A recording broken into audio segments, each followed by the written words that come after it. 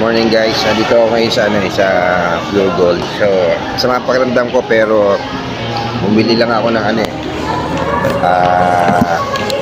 bumili muna ako ng pang-ulam namin. Dito ako bumili ng Jempo kasi wala na masyadong Jempo sa palengke kaya dito na ako kasi guys, wala na ito. Alright.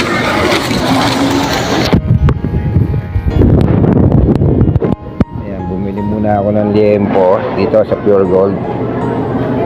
Oo. Nalaglag yung resibo eh. So, naisipan ko magmerienda muna ako.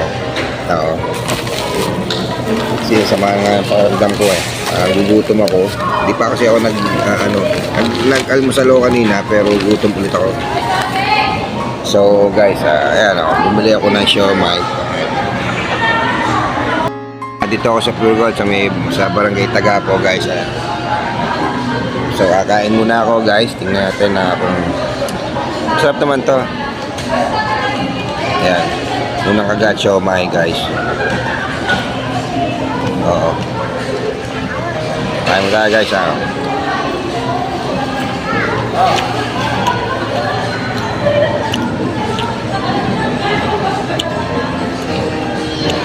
Hirap yung may karamdaman. Makagalaw na maayos.